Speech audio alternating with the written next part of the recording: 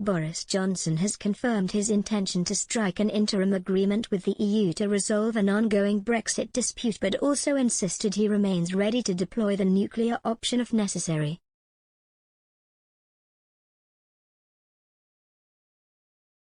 In a letter seen by Express.co.uk, the Prime Minister, who has handed responsibility for Brexit negotiations to Foreign Secretary Liz Truss after the resignation of Brexit Minister Lord David Frost on Sunday, admitted talks over Northern Ireland were not close to reaching a resolution.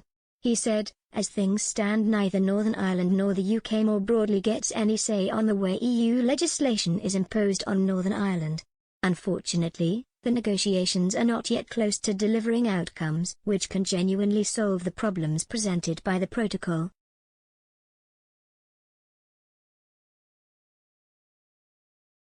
Dr. Timothy Bradshaw, a constituent who wrote to the Prime Minister to put him on the spot over the Northern Ireland Protocol, the mechanism which seeks to prevent a hard border on the island of Ireland by leaving Northern Ireland in the EU's single market for goods, said the response has left him concerned Mr. Johnson was ready to cave in and abandon Brexit completely.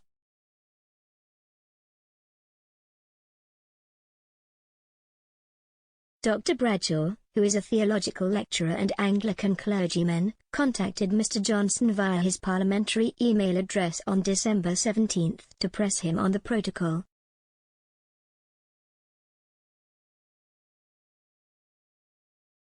Critics claim it has resulted in a hard border down the Irish Sea and are alarmed at the government's apparent acceptance that the European Court of Justice, ECJ, will have a role in settling disputes, something which was widely reported last week.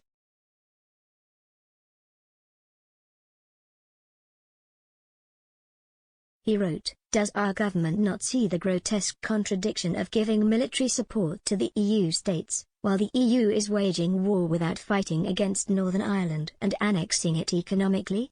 We are defending a hostile agency."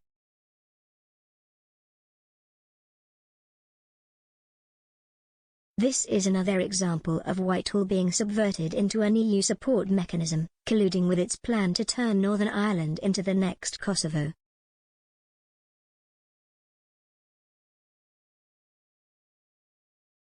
In his response, received by Dr. Bradshaw on Tuesday, December 21, Mr. Johnson said the EU's proposals only covered certain areas and would not do enough to ease the burdens faced by people in Northern Ireland, nor would they create the conditions for genuinely cross-community support.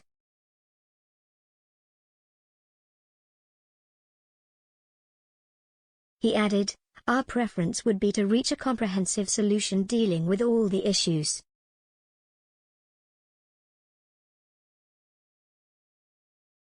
However, given the gravity and urgency of the difficulties, we have been prepared to consider an interim agreement as a first step to deal with the most acute problems, including trade frictions, subsidy control, and governance.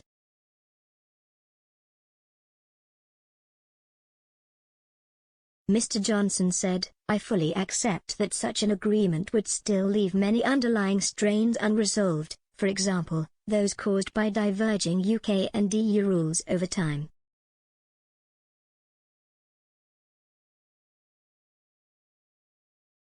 It would therefore be inherently provisional in nature and would accordingly need to include mechanisms for addressing outstanding issues and resolving new concerns as they arise.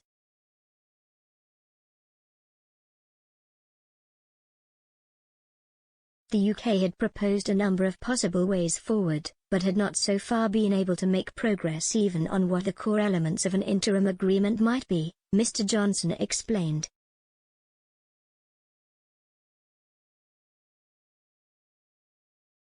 He continued, "It is disappointing that it has not been possible to reach either a comprehensive or worthwhile interim agreement this year.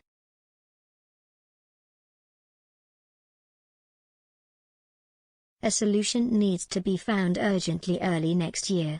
For as long as there is no agreed solution, we remain ready to use the Article 16 safeguard mechanism if it is the only way to protect the prosperity and stability of Northern Ireland and its people."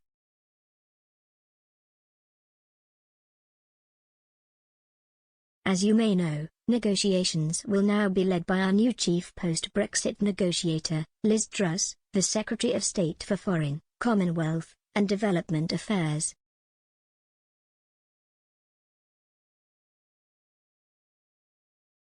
Dr. Bradshaw told Express.co.uk, "It looks to me that the PM is betraying all his assurances to me and yet again caving in, now that Frost has gone."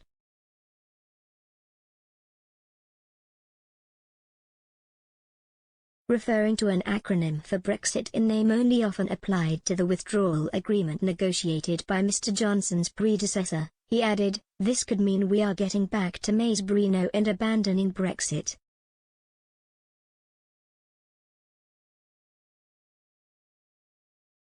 Certainly Article 16 is dead, despite the robust claims that the UK will use it as its conditions have been met.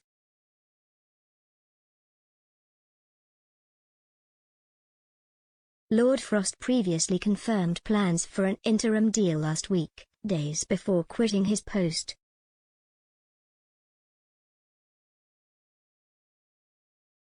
He said, "Our preference would be to reach a comprehensive solution dealing with all the issues."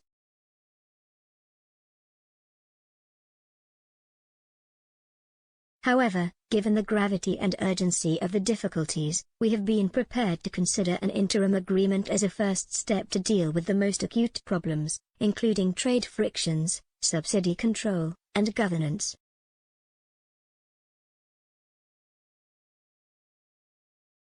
A UK government spokesman told Express.co.uk, "The protocol is continuing to undermine the Belfast, Good Friday, agreement and we have a responsibility to fix it urgently."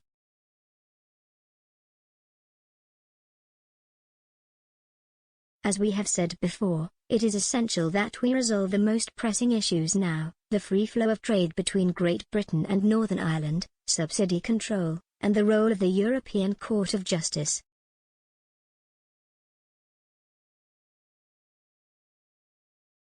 Even if we reach agreement on the most urgent issues, we would of course still need to agree a long-term arrangement to deal with the full range of issues set out in our command paper.